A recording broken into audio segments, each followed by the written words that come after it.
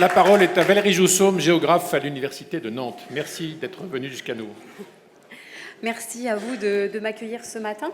Je suis Valérie Joussaume, je suis spécialiste des questions rurales et particulièrement des bourgs et des petites villes. Et je suis vraiment heureuse d'être en Meuse aujourd'hui. Alors, ce que je vais essayer de vous partager ce matin, c'est que les ruralités sont un peu à la croisée des chemins. Nous sommes en train de vivre un renversement des imaginaires. Et c'est important de prendre conscience de ce renversement des imaginaires. Dans cette salle, en général, on utilise le cerveau logique, le cerveau qui a les mots, les chiffres.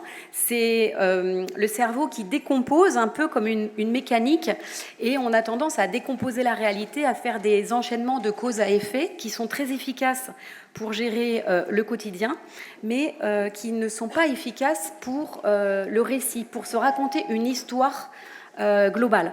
Donc ce que je vais faire ce matin, c'est que je vais plutôt utiliser le cerveau, l'autre partie du cerveau, le cerveau créatif, qui lui résonne par des archétypes et qui est dans une pensée analogique. Et c'est lui qui a le récit. Donc je vais vous raconter notre histoire commune pour vous faire comprendre où est-ce que nous en sommes et vers quoi nous allons. Alors, d'abord, très rapidement, un petit rappel, qu'est-ce que c'est que la ruralité ? La ruralité, pour moi, c'est trois choses. C'est un espace, c'est un environnement de vie particulier qui se caractérise par un environnement de nature domestiqué par l'homme. Deuxièmement, c'est un temps.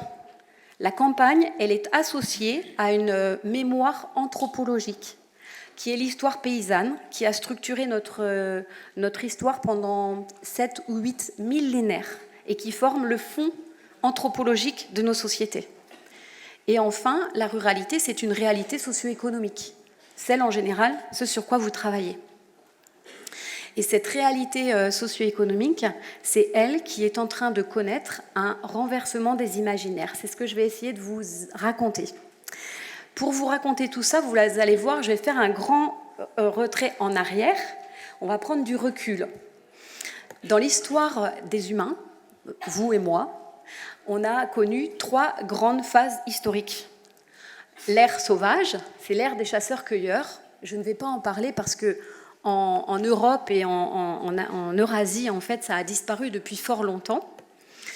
Nous vivions dans la nature sauvage, d'accord ? C'est on pourrait dire, c'est notre environnement de vie qui est originel. Et il y a eu une première grande révolution dans l'histoire des humains, c'est l'invention de l'agriculture, qui nous a fait rentrer dans l'ère paysanne. Mais nous en sommes sortis. Cette ère paysanne, elle est finie. Nous en sommes sortis depuis la révolution industrielle. Et nous sommes entrés dans l'ère de la modernité thermo-industrielle. C'est là où nous sommes tous nés et où nous vivons et où nous avons vécu. Mais aujourd'hui, ça n'échappe plus à personne. Nous sommes en train de quitter l'ère de la modernité et nous avançons vers une nouvelle phase de notre histoire qui est liée à la révolution numérique. Et donc, c'est de cela que je vais vous parler ce matin. En fait, ce que je vais essayer de vous expliquer, c'est que dans l'histoire de l'humanité, il y a certaines innovations, certaines inventions qui nous font changer de monde, qui nous font changer notre façon de voir le monde. Qu'est-ce que le monde ? Qu'est-ce que c'est que être en vie ? Être en vie, c'est être incarné, c'est avoir un corps. Donc c'est notre corps. Et ce corps, il est incarné sur la Terre qui est un espace-temps. Et donc à chaque fois qu'une innovation technologique nous fait changer notre relation à l'espace et au temps, alors on change de monde. On change notre vision du monde. D'accord ? Ainsi, vous avez les chasseurs-cueilleurs, ils vivaient dans une nature sauvage. Le temps, c'était un cheminement, ils étaient nomades. L'espace, le temps, il était occasionnel. Je ne rentre pas dans les détails.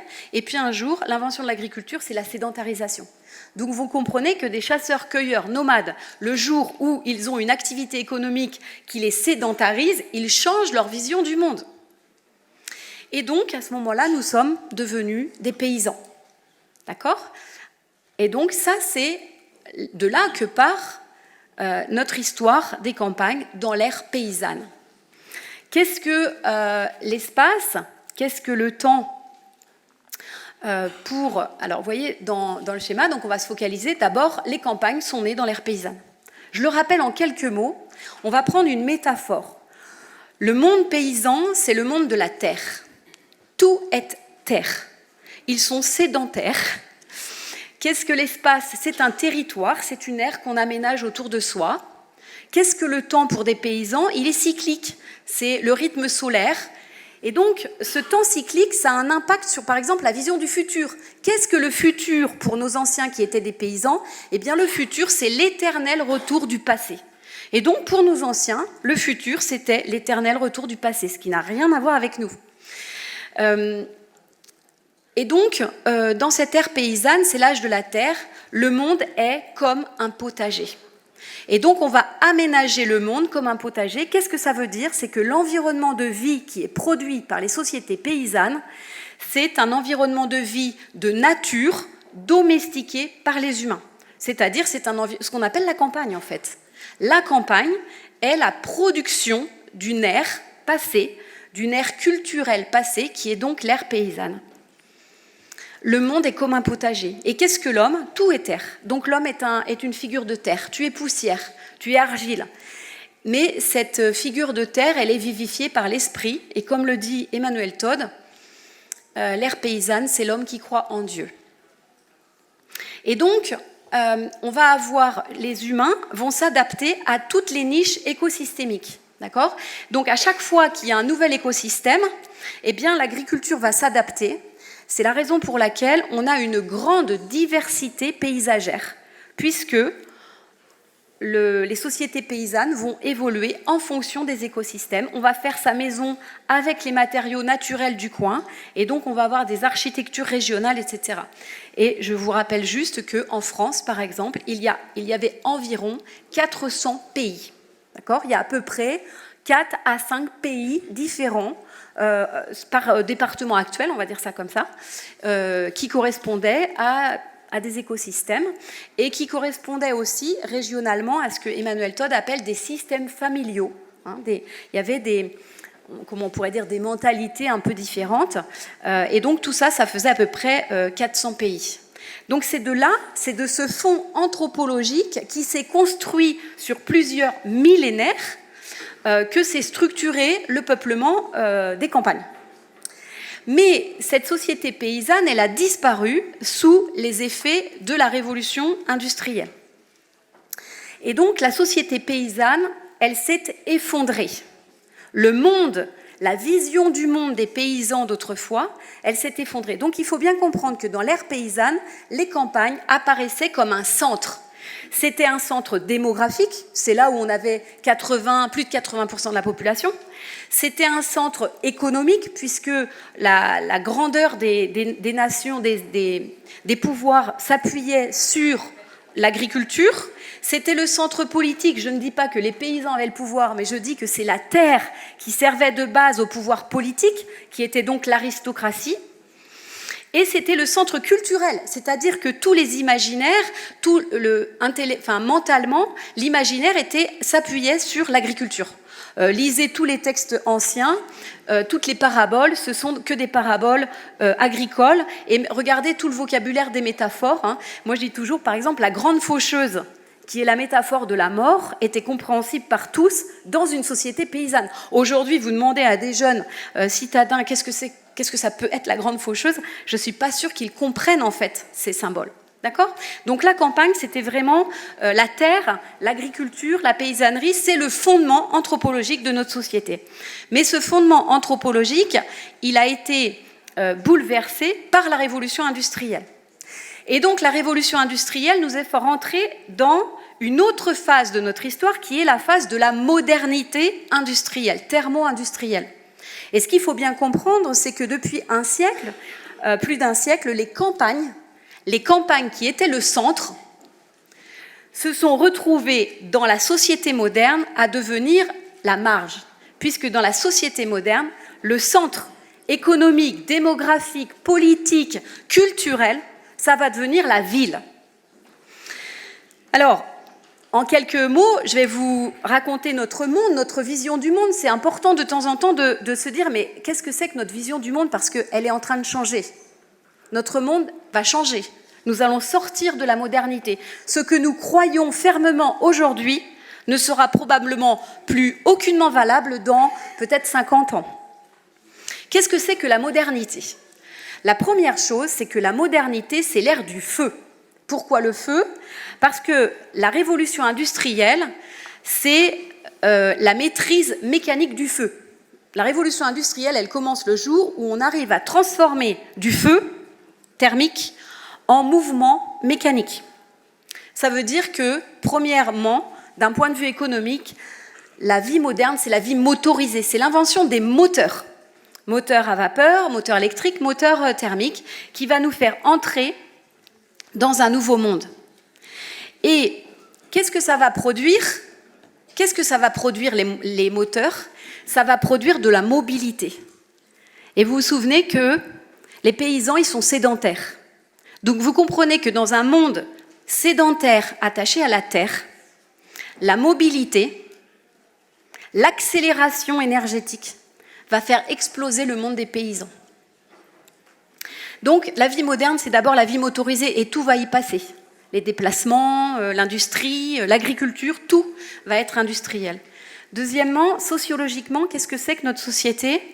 Notre société, elle est née d'un groupe social minoritaire de la période antérieure, c'est le groupe des commerçants. C'est intéressant de voir que ce sont les minorités qui portent le changement. Le changement ne peut pas venir des centres du pouvoir. Le vrai changement, le changement radical. Ces marchands, avec la conquête du monde par l'Europe, eh bien, on va fonder les grandes compagnies des Indes, qui sont des sortes de partenariats publics-privés sur la conquête du monde américain, asiatique, etc. Et c'est donc le fondement du capitalisme. Et c'est cette puissance du capitalisme qui va donner le pouvoir au monde des commerçants, des bourgeois. La vie moderne, on pourrait dire, c'est la vie bourgeoise pour tous. Avec les goûts, on va dire, bourgeois deviennent finalement les goûts de tout à chacun. Et puis, le dernier aspect très important de la modernité, c'est sa dimension philosophique. D'un point de vue philosophique, la modernité, c'est l'esprit des Lumières. Alors, il y a plusieurs choses. Premièrement, l'humanisme. L'humain est mis au centre. D'accord ? Donc, si l'humain est au centre, il va remplacer ce qui était au centre auparavant, c'est-à-dire Dieu. La société moderne est une société matérialiste. On va sortir l'esprit. L'esprit n'existe pas, seule la matière existe. Donc on est matérialiste d'un point de vue spirituel. Ensuite, cette philosophie des Lumières, c'est je pense donc je suis. Donc on est vraiment dans la raison, mais on est vraiment dans le cerveau logique. Ce cerveau logique qui va prendre une place très importante, où on va compter. Et puis, c'est la séparation de l'homme et de la nature. Il va y avoir moi en tant que sujet, l'homme en tant que sujet. L'homme est la mesure de toute chose. Donc, l'homme sujet va regarder le monde comme s'il s'agissait d'objets. Vous voyez, on va observer, on est séparé de la nature. Donc, qu'est-ce que ça donne, cette ère de la modernité ? Eh bien, si j'avais une métaphore à faire, je dirais le monde. Qu'est-ce que le monde ? Pour les paysans, le monde était un potager. Bien pour nous, on pourrait dire, dans cet esprit de commerce, dans cet esprit matérialiste, d'un point de vue spirituel, mais aussi d'un point de vue philosophique, mais aussi d'un point de vue, puisque l'industrie va produire des biens matériels, la société moderne, elle est matérialiste de tous les points de vue. Et donc le monde est comme un business, le monde est comme une usine. Le monde est comme une usine à produire et à consommer. Et donc, vous allez voir que ce monde d'usine, il va se matérialiser. Et quel est le paysage que va produire la société moderne ? Eh bien, la société moderne va produire un monde artificiel, c'est-à-dire un monde construit par les humains. D'accord ? On vivait d'abord dans la nature sauvage, puis dans la nature domestiquée par l'homme, c'est-à-dire la campagne. La société moderne, elle va vivre dans des environnements intégralement construits par les hommes, ce qu'on appelle des villes, la ville moderne. Donc la ville moderne, c'est la ville motorisée qui va se localiser autour des noyaux qui étaient assez modestes, qui ont été construits pendant l'ère paysanne. Donc qu'est-ce que ça va donner ? Eh bien, ça va donner... je vais revenir en arrière. Hop, Voilà. Qu'est-ce que ça va donner? Eh bien, par exemple, puisque le monde est une usine, tout va passer à la moulinette industrielle. Donc l'agriculture. Alors, la modernité le but de la modernité, c'est de simplifier les process de production. Donc, on va simplifier. Les paysans, ils avaient de la polyculture élevage avec une organisation complexe qui s'adapte à la nature, qui est complexe. La modernité va simplifier. On va dire, on tend vers un idéal qui serait de faire de la monoculture. On va simplifier les process de production, ce qui fait que toutes les maisons se ressemblent. D'un bout à l'autre du monde occidental, la modernité va produire, en tout cas sur les périphéries, le pavillon au milieu de sa parcelle, qui incarne le désir d'individualisation des populations qui sortent des communautés paysannes. Et donc, ça va produire le zonage. Regardez les territoires. Le zonage, qu'est-ce que c'est? C'est qu'on va imaginer que le territoire est comme une usine. Là, il va y avoir les zones de production, zones industrielles, etc. Là, on va mettre les zones de consommation, grande distribution, etc. Là, on va mettre les zones de loisirs, détente, tourisme. Et puis, il faut bien se loger, zone résidentielle. Et l'espace public va servir la courroie de distribution du monde usine qui va passer par une mobilité motorisée. Et donc, l'espace public va être entièrement dévoué aux voitures, aux camions, à cette mobilité motorisée qui nous permet d'aller d'un secteur de l'usine à un autre. La modernité s'appuie sur les énergies fossiles. Vous comprenez pourquoi? On a besoin de faire du feu. On a besoin de faire du feu pour faire tourner les moteurs. Donc, on a besoin d'énergie fossile pour faire du feu. Et donc, on a besoin de matériaux pour faire des objets. Donc, vous comprenez que la société moderne, elle s'appuie sur le minéral. Elle s'appuie sur les ressources minières. La vie des sociétés modernes dépend des sources minières. C'est la raison pour laquelle la modernité n'a aucun souci écologique, elle ne s'intéresse pas du tout aux écosystèmes, puisque sa vie n'est absolument pas liée, son mécanisme, pense-t-elle, n'est absolument pas lié aux écosystèmes, mais à la ressource minière. Donc, tout va... alors, qu'est-ce que le monde? Le monde est comme une usine, et qu'est-ce que l'homme là-dedans? Eh bien, l'homme est une sorte de machine indépendante de son environnement, qui œuvre pour aller assez rapidement. Alors, qu'est-ce que ça donne pour les espaces ruraux? Les espaces ruraux, qui étaient le centre démographique, culturel, etc., eh bien, les espaces ruraux vont devenir une sorte de marge, puisque le nouveau centre des sociétés modernes, ce sont les villes. D'accord? Ce sont les villes. Et on pourrait dire, je caricature grandement, mais vous allez comprendre ce que je veux dire, c'est qu'au fond, la façon dont on regarde les campagnes dans la société moderne, les campagnes sont une des catégories du sous-développement. D'accord? Donc les campagnes auraient moins évidemment que les talons du centre. Donc c'est une phase d'exode rural, bien sûr, et on pourrait dire que de 1850 à 1870, on a une phase d'urbanisation de la France. Grosso modo, plus vous êtes dense, plus vous grossissez, moins vous êtes dense, plus vous perdez des habitants. Vous voyez, c'est à peu près une règle hiérarchique, toutes les villes s'accroissent. Alors, qu'est-ce qui se passe pour les campagnes dans cette phase moderne? Eh bien, il y a deux phases, et vous allez comprendre peut-être les difficultés de la région Grand Est, mais aussi vous allez voir les opportunités qui s'amènent. Donc, la campagne pendant l'ère moderne, qu'est-ce qui lui arrive? Eh bien, dans l'ère moderne, il y a un premier idéal, c'est un premier imaginaire collectif, c'est l'imaginaire de la vie moderne. C'est typiquement les 30 Glorieuses, mais ça a commencé avant, notamment dans votre région, qui est beaucoup plus en avance que la mienne. Vous êtes industrialisés beaucoup plus tôt que l'Ouest. L'idéal, c'est la vie moderne. Les gens veulent vivre comme en ville. Et donc, l'étalon qui sert de modèle, c'est la ville. C'est de ça que les gens rêvent. production, consommation, usine, supermarché, etc. Et donc là, l'idée, c'est l'équipement. Mais il s'est passé une deuxième chose dans la modernité, à partir des années 75-80, et ça, vous le savez parfaitement, il y a eu une désindustrialisation de l'Occident. Et donc, avant les années 80, on était dans un imaginaire moderne, production-consommation, mais après les années 80, désindustrialisation, et là va émerger un nouvel imaginaire, qui est l'imaginaire des vacances.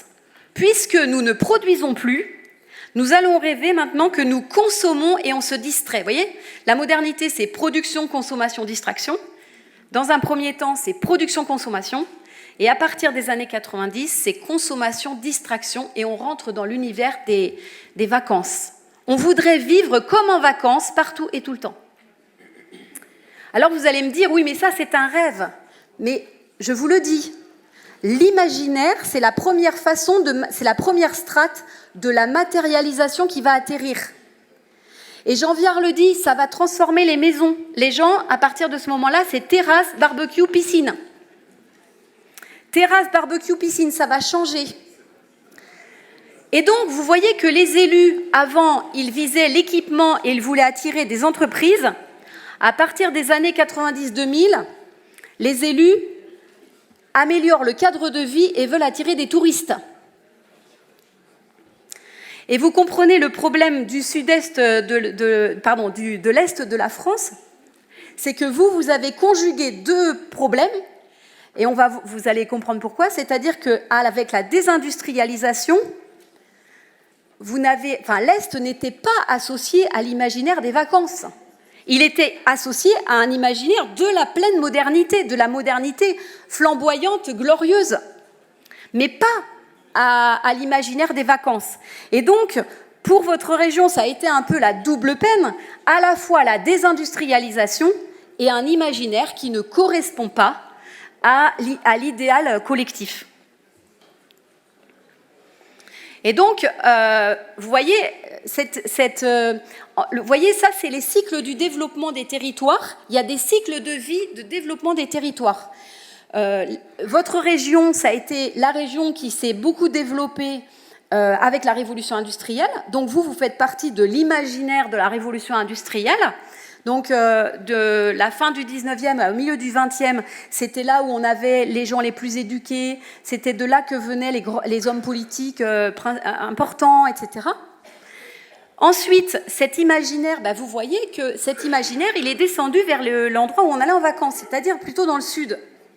Alors les artistes, ils y vont en premier, après il y a le showbiz, vous vous rappelez de Brigitte Bardot à Saint-Tropez ou les gendarmes à Saint-Tropez, tout le monde était à Saint-Tropez.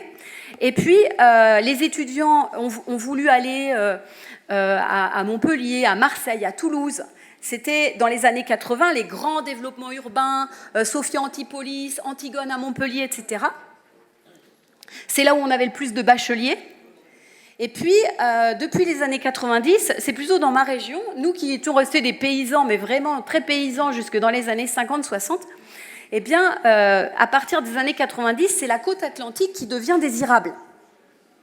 Alors, j'attire votre attention, moi, mon interprétation, c'est que la modernité dévore le fond anthropologique paysan.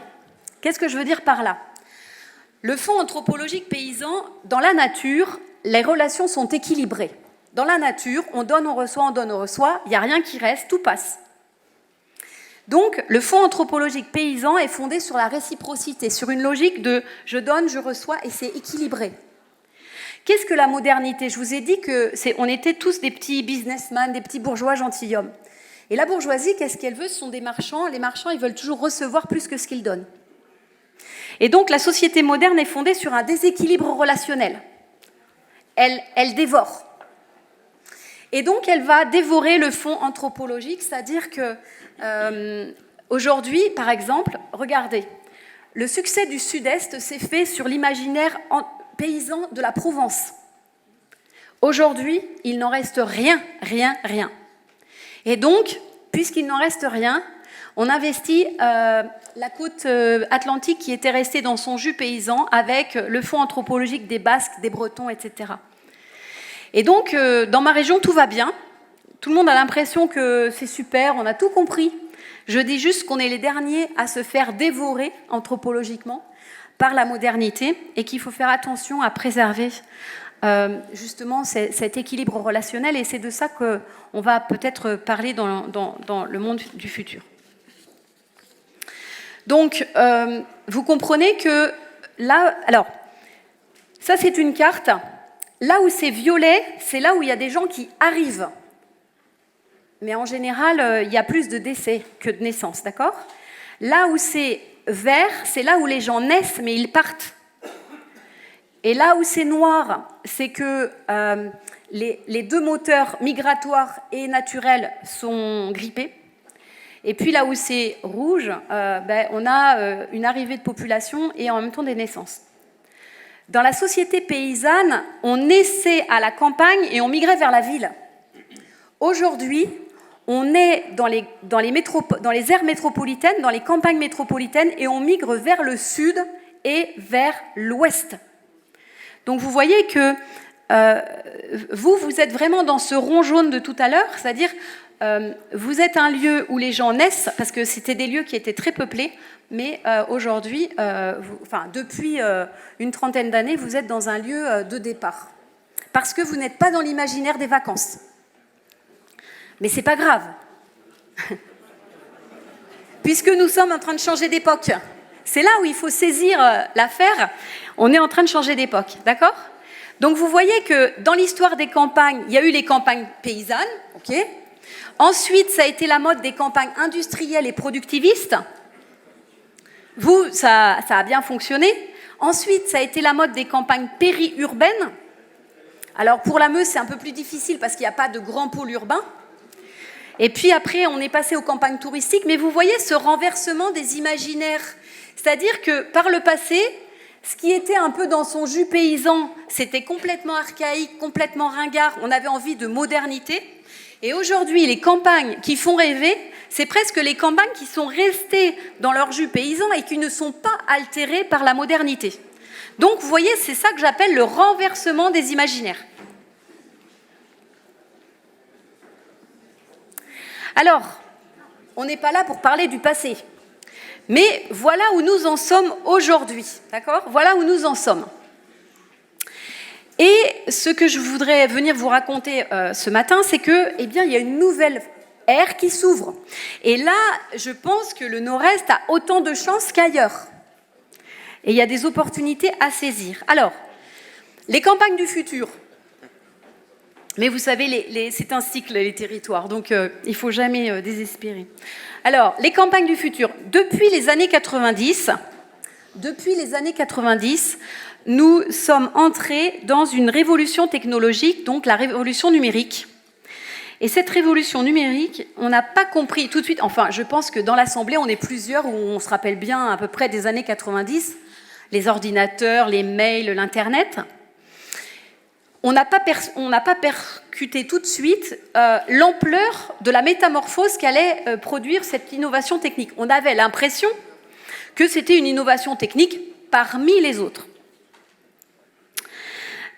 Sauf que ce n'est pas une innovation technique parmi les autres. Pourquoi ? Parce que l'Internet change notre rapport à l'espace et au temps. Qu'est-ce que je veux dire par là ? Je veux dire par là que, en fait, l'Internet supprime quasiment l'espace-temps. C'est-à-dire que ça supprime l'espace dans le sens où on peut envoyer... Alors, on ne sait pas encore se téléporter. C'est un peu la limite. Mais au-delà de ça, on peut envoyer des images, de la musique, des fichiers divers et variés. Avec une imprimante 3D, on peut même envoyer un objet qu'on va réimprimer de l'autre côté. Donc, suppression des effets de distance.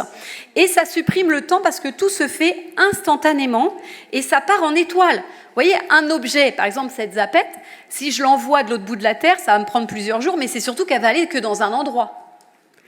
Mais si on m'enregistre là avec un téléviseur, ma pensée, elle peut aller partout en même temps, voyez ? Donc, le numérique produit une dématérialisation. Or, notre société est matérialiste de tous les points de vue. Donc, on commence à comprendre que notre société matérialiste ne survivra pas à la dématérialisation. Et donc, c'est ça qu'il nous faut imaginer. Nous sommes en train de sortir de l'ère de la modernité. Qu'est-ce qu'était l'espace et le temps dans notre société? Le temps est linéaire. Dans la société moderne, le temps est linéaire. Et la société moderne ne regarde jamais le passé. Pourquoi? Parce que le passé, c'est la société paysanne et il n'y avait pas cette innovation technique liée à la modernité. Donc on estime que rien ne peut venir de bon du passé puisqu'on n'avait pas la technique. Donc la société moderne, elle regarde que le futur. On aménage toujours pour le futur. Des futurs projets, des futurs habitants, on aménage toujours pour le futur. Donc pour des gens qui ne sont pas là. Et qu'est-ce que l'espace? Eh bien l'espace, c'est de la mobilité, c'est du réseau de circulation. D'accord, on va dire Verdun est à 1h30 de Paris ou 2 heures de Paris. Voyez, bon. Là, on est en train de changer notre rapport à l'espace-temps. Alors, imaginons le futur. Alors, le futur est très difficile à imaginer et c'est ça notre problème du moment, c'est qu'il y a deux futurs qui se dessinent. Il y a un premier futur qui est le futur hyper moderne. C'est un peu ce sur quoi on était à peu près tous d'accord en 1990. On s'est dit, à l'époque, on se disait, le numérique, c'est une innovation technique parmi les autres. Et donc, qu'est-ce que le futur? Eh bien, c'est une sorte d'exaltation de la modernité par le numérique. On va aller encore plus loin, encore plus fort, on va être encore plus puissant, on va gagner encore plus d'argent, ça va être... Vous voyez, bon. Ça, c'est le récit hyper moderne. Ce récit hyper moderne, il nous emmène vers... donc, on a vu, c'est la dématérialisation. Donc ce futur hyper moderne, il nous emmène vers un nouveau environnement de vie qui serait des environnements de vie virtuels. C'est-à-dire c'est construit par les humains, mais non matériel. Donc c'est l'exaltation technologique. D'accord? Alors, je ne vais pas rentrer dans les détails, vous le voyez, ce récit, je dirais que c'est le modèle à la chinoise. Alors là, qu'est-ce que le monde?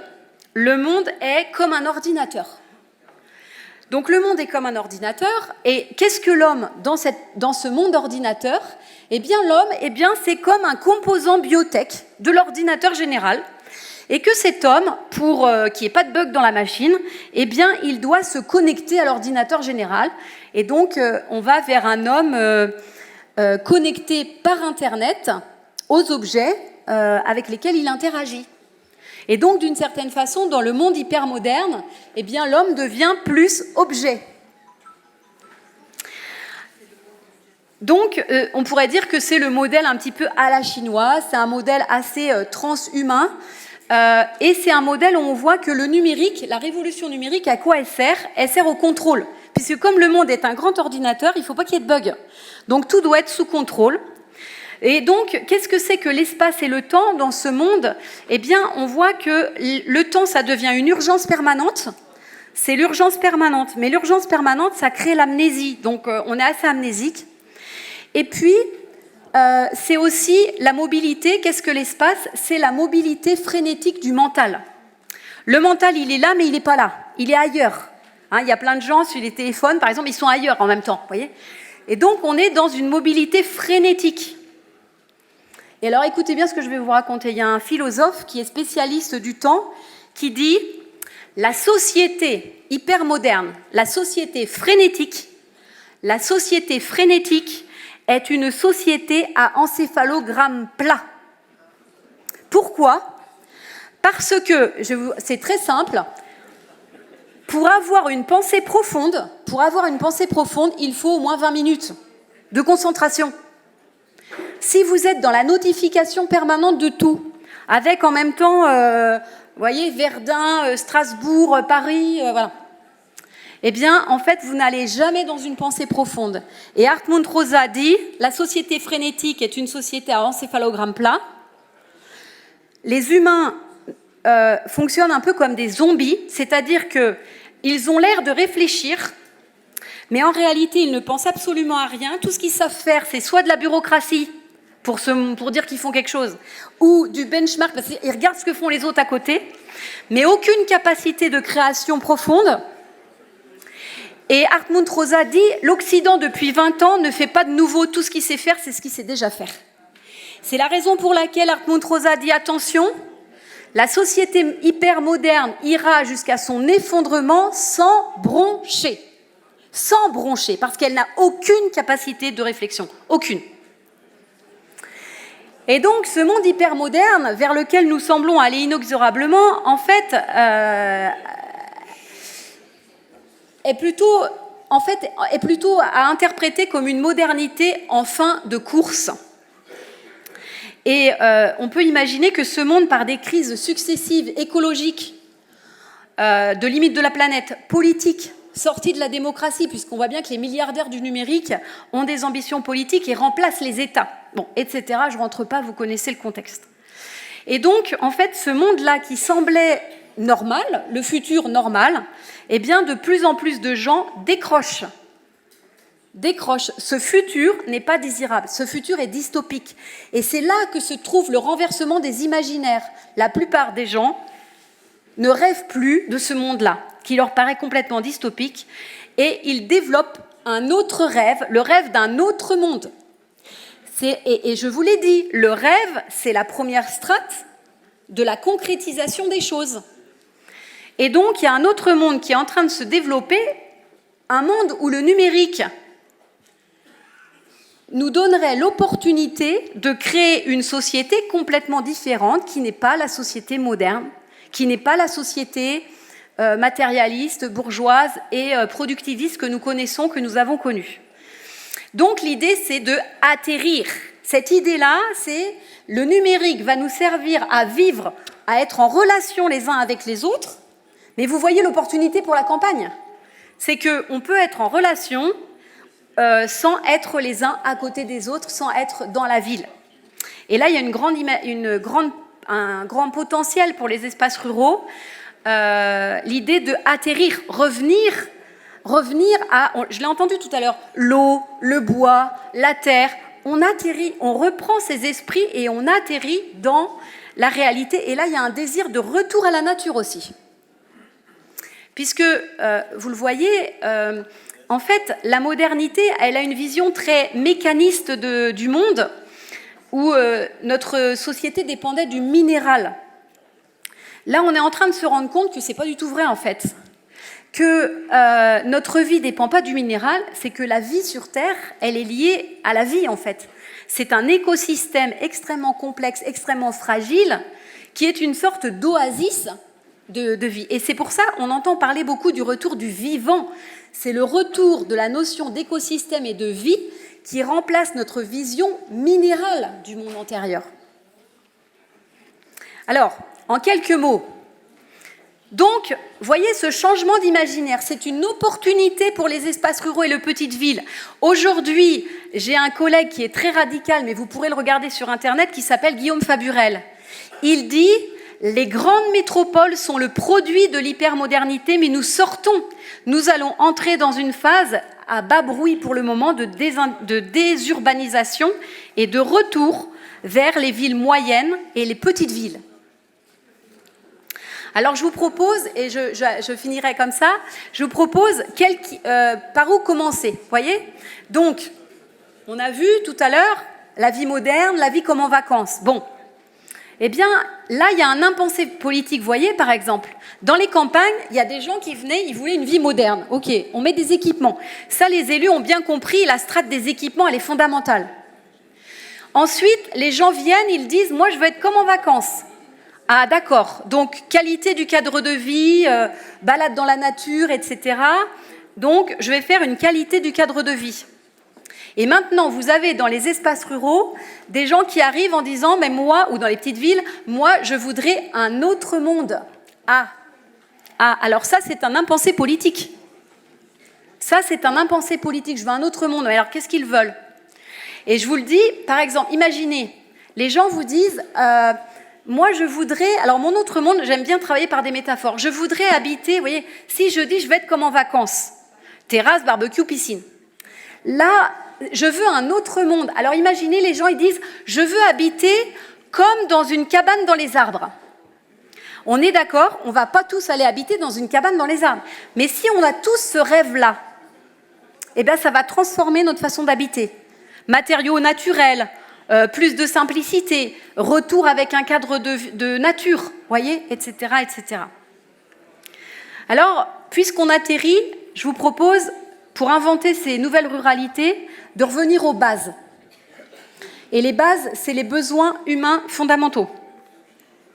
Les besoins humains fondamentaux, vous connaissez la pyramide de Maslow.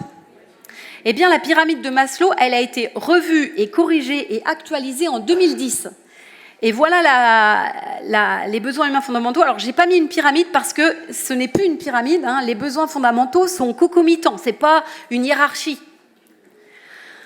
Alors, vous voyez que ces besoins humains fondamentaux, on a besoin de maintenir notre bonne santé naturellement, on a besoin de protection pour éviter la violence, on a besoin d'être aimé pour éviter l'abandon, on a besoin d'être unique, on a besoin de rencontres, on a besoin de continuité, on a besoin de postérité. Ça, c'est très intéressant. La postérité, elle a 3 dimensions. Physique, c'est la parenté. Spirituel, c'est l'éternité. Mais nous, ce qui peut nous intéresser, vous en tant qu'élu, moi je suis très modestement élue d'une petite commune rurale de chez moi, en tant qu'élu, c'est au milieu l'immortalité, c'est-à-dire que les gens ont besoin que leur vie ait un sens. Et aujourd'hui, l'hypermodernité est très nihiliste. Hein. Emmanuel Todd dit « La société paysanne, c'est l'homme qui croit en Dieu. La société moderne, c'est l'homme qui croit en l'homme. La société hypermoderne, c'est l'homme qui ne croit plus en rien du tout. » Eh bien, moi, je dis que la société altermoderne qui est en train d'émerger, c'est l'homme conscient.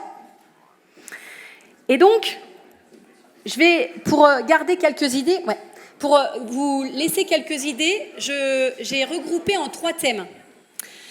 On peut dire que les humains ont des besoins de protection, ils ont des besoins de relation et ils ont des besoins de sens. Donc, je vous dis que, à mon avis, les territoires désirables de demain, c'est quoi? Eh bien, c'est des territoires où on a intégré dans l'aménagement l'idée qu'il y a besoin d'équipement. Okay, on a besoin d'équipement. Deuxièmement, on a besoin, étage numéro 2 de la fusée, on a besoin d'une qualité du cadre de vie. D'accord? Un imaginaire des vacances. Je vous propose de mettre un 3e étage à cette fusée de l'aménagement du futur. On est dans un contexte, vous savez, de dématérialisation. Et donc, on est aussi dans une forme de dématérialisation des besoins, c'est-à-dire après l'avoir vient le temps de l'être. Qu'est-ce qu'il y a de mieux que de se sentir bien, d'avoir tout ce qu'il faut? Eh bien, c'est de se sentir vivant.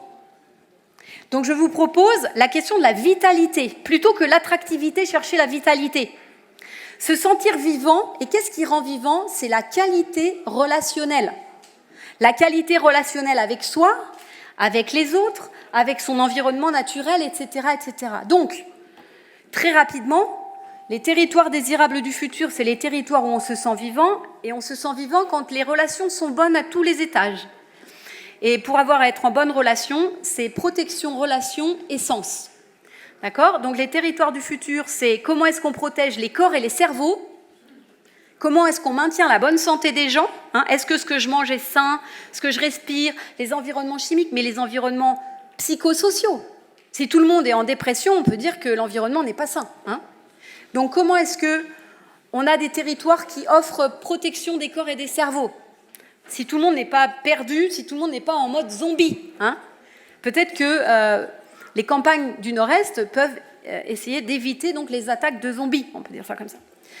Deuxième niveau, relier, créer du nous. Les gens ont besoin de relations. Comment est-ce qu'on retricote du nous dans l'espace public au lieu de faire de la circulation? Eh bien, créer du nous, et le philosophe Michel Maffezoli dit, pour créer du nous, c'est le rêve, le jeu et la fête. Comment est-ce que dans l'espace public, on peut recréer du jeu, du rêve et de la fête? Et puis, donner du sens. Alors moi, vous voyez, je n'ai pas les réponses à toutes les questions que je pose. Mais comment est-ce qu'on peut redonner un petit peu sens à la vie humaine? Comment vos territoires peuvent faire que les gens aient l'impression d'avoir une vie qui ait du sens? Donc, je conclus là-dessus, hein, on est en train de changer d'époque, on est en train de passer, l'idée de la modernité, c'est la puissance. Eh bien, là, on va passer à l'ère du soin, prendre soin des habitants, des gens qui sont là, et travailler la vitalité. Vous voyez, avoir de la vitalité, l'attractivité, c'est une sorte de séduction. Eh bien, moi, je vous dis, ne cherchez pas à être attractif, cherchez à travailler votre vitalité.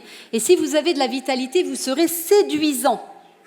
Et être séducteur, c'est pas tout à fait pareil que d'être séduisant. Et je pense que les territoires désirables, ce sont les territoires où on sentira la vie humaine et les territoires avec une grande vitalité. Je vous remercie beaucoup de votre attention.